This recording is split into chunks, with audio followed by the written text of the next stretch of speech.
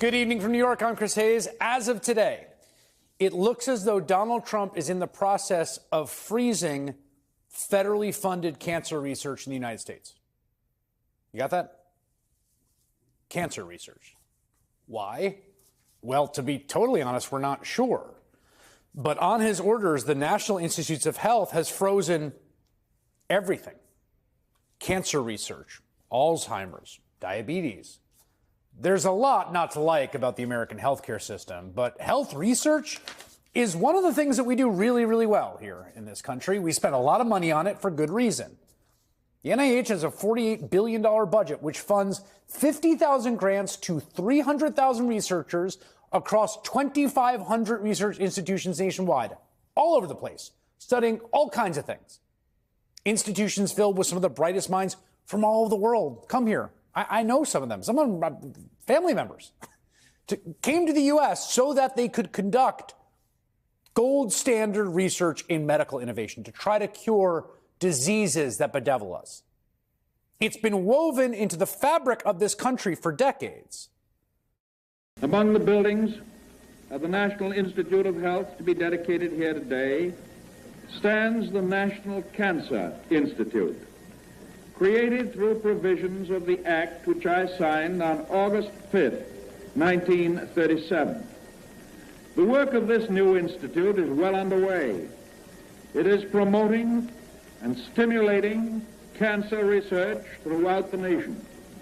It is bringing to the people of the nation a message of hope, because many forms of the disease are not only curable, but even preventable. Beyond this, it is doing research here and in many universities to unravel the mysteries of cancer. The NIH is not particularly controversial. I think it's a crown jewel of American governance, and it's doing really important, life-altering work. And again, it's not centralized, right? It's out throughout the country. Folks just spending every day in a lab trying to do things like find a cure for cancer or Alzheimer's or a treatment for a rare illness. And yesterday, I don't think this has gotten nearly the attention it deserves. That research basically just stopped. I don't mean this like symbolically either. The actual convening of meetings and grant boards to approve funding were just abruptly halted. In at least one case, mid-meeting, apparently because of orders from the new Trump administration. And again, I'd like to tell you why they're doing this, but honestly, no one really seems to know what's going on. NPR confirmed with one cancer researcher that a scheduled meeting next week was indeed canceled. And as the academic journal Science reports, yesterday alone, officials halted midstream a training workshop for junior scientists, called off a workshop on adolescent learning, because gosh, we don't want that, right? Minutes before it was to begin, and canceled meetings of two advisory councils. Panels that were scheduled to review grant proposals also received 11th hour word they wouldn't be meeting. Staff also got word of an order directing the immediate and indefinite suspension of all travel for NIH employees. And as NBC News reports, nearly all scientific communication coming from federal health agencies, including the NIH, the Centers for Disease Control and Prevention, have been stopped until further notice through multiple directives of the Trump administration. Now, on that last point, communication freezes like that have happened before during the transition to a new administration. But again, to be honest, a lot remains unclear. And that muzzling could be really dangerous if we have like a huge outbreak of something. And right now, it really looks like health research funding, like the channel of health research funding in this country, is shut down. One scientist told a reporter, "I have never seen this level of confusion and concern in people that are extremely dedicated to their mission." While a senior NIH official said the impact of the collective executive orders and directives appears devastating for the institutes.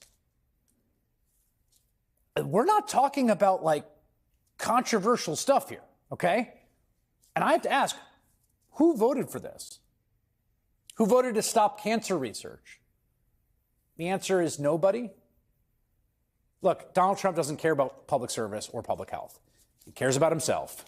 He wants to go after the people he feels wronged him. And again, I'm sort of trying to make the best case I can understand here, that he thinks everyone in public health wronged him during the COVID pandemic, and he thinks they are his enemies in the deep state. He wants to shut them all down. I'm assuming this is just a pause. It's going to get unpaused. But again, I don't know. And there's some pretty serious stakes here because, as we learned the first time around with Donald Trump, who was, by the way, president for 4 years, infectious diseases do not care about politics, and they don't care about Donald Trump's image management. Remember when he openly boasted about artificially suppressing the tally of COVID cases?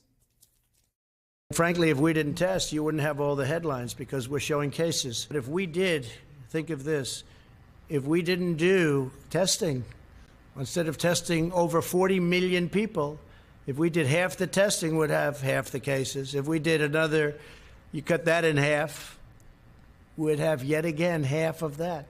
When you do testing to that extent, you're going to find more people, you're going to find more cases. So I said to my people, slow the testing down, please. They test and they test. We got tests that people don't know what's going on. I mean, this is the deepest possible delusion, right? The case isn't related to the test. The case exists out there in nature. The test is whether you find out about it. And the actual numbers kept going up. Not testing doesn't mean fewer cases. So to be clear, when we talk about how Trump is handling public health this time around, again, none of it's abstract or hypothetical, especially as we enter another precarious moment. Right now, you might have seen this. Medical experts are closely monitoring an outbreak of bird flu in this country. Thankfully, there is no evidence yet of human-to-human transmission, which would be a huge and scary development. That said, the virus is mutating. It is tearing through farms, even hitting bald eagles. A bald eagle found in the western suburbs has been euthanized after it was suspected of being infected with bird flu. Last Friday, the eagle was spotted with its head drooping in Hinsdale and eventually flew a short distance before handlers from Chicago bird collision monitors were able to capture it. Unfortunately, the eagle was euthanized 1 day later at the DuPage Wildlife Conservation Center. I gotta say, the American bald eagle, the living embodiment of the U.S., the symbol, dazed and confused and dying of bird flu, a little on the nose. And listen, I get it. After COVID, people are traumatized. People don't want to think about what happened in COVID. They don't want to think about the aftermath. People don't want to talk about the possibility of another pandemic. Understood. But what do you think the Trump administration is going to do if the bird flu outbreak really does become a problem? You think the Stop the Test guy is going to want to release clear, direct, fact-based information to the public? Fundamentally, the lesson we had to learn the hard way the first time around under Trump is that manipulation of attention and messaging can win you elections, but it cannot overcome the implacable march of biology. Donald Trump never learned that lesson. And look, he won the election anyway because voters wanted lower egg prices. So it's a particularly ironic twist that one of the main consequences of this ongoing bird flu outbreak so far has been killing lots of chickens and creating a massive egg shortage and skyrocketing egg prices. Maybe people will pay attention to that.